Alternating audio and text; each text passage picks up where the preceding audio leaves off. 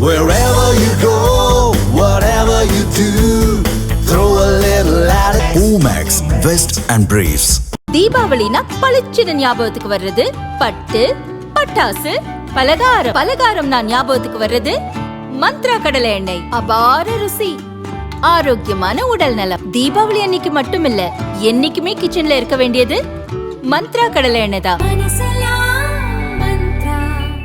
டில்லியில் தெருநாய்களின் எண்ணிக்கை அதிகரிப்பு மற்றும் அதனால் குழந்தைகள், முதியோர் பாதிக்கப்படுவது குறித்து தாமாக முன்வந்து வழக்கு பதிந்த சுப்ரீம் கோர்ட் தெருநாய்களின் நடமாட்டத்தை கட்டுப்படுத்த எடுத்த நடவடிக்கை குறித்து பதிலளிக்க மாநில அரசுகளுக்கு உத்தரவிட்டது.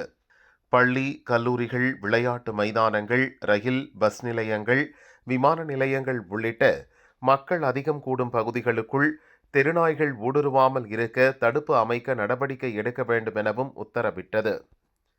இந்நிலையில் டில்லியில் உள்ள அரசு, தனியார் மற்றும் அரசு உதவி பெறும் பள்ளிகளில் தெருநாய்கள் குறித்த கணக்கெடுப்பு பணி நடப்பதாகவும் அது குறித்த அதிகாரிகள் விவரம் கேட்டு மாநில அரசுக்கு மத்திய அரசு கடிதம் எழுதியிருப்பதாகவும் தகவல் வெளியானது.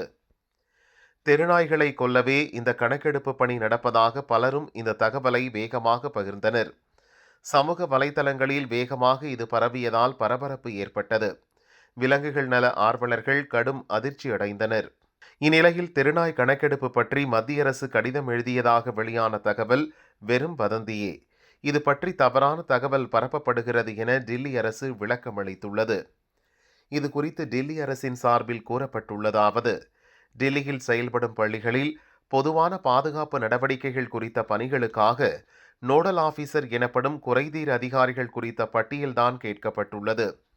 அனைத்து அரசு, தனியார், அரசு உதவி பெறும் பள்ளிகளிடம் இந்த தகவல்களை கேட்டு கல்வித்துறை இயக்குநரகம் கடிதம் எழுதியுள்ளது.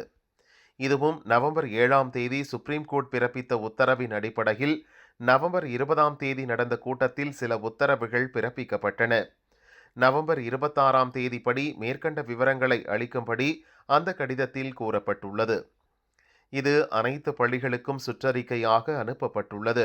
அதில் பள்ளிகளின் பொதுவான பாதுகாப்பு அம்சங்களை கவனிக்கும் குறைதீர் அதிகாரியின் பெயர், அவரது முகவரி, தொலைபேசி எண் உள்ளிட்ட விவரங்களே கேட்கப்பட்டுள்ளன. அந்த சுற்றறிக்கையே தவறாக புரிந்து கொள்ளப்பட்டு தெருநாய் கணக்கெடுப்பு பணி என்ற பெயரில் வேகமாக பரப்பப்பட்டு வருகிறது. இது வெறும் வதந்தியே. தெருநாய் கணக்கெடுப்பு பணி ஏதும் நடக்கவில்லை. அது பற்றி மத்திய அரசு எந்த கடிதமும் எழுதவில்லை. மாநில அரசும் அப்படி எந்த ஒரு முன்னெடுப்பும் செய்யவில்லை என டில்லி மாநில அரசின் சார்பில் விளக்கம் அளிக்கப்பட்டுள்ளது.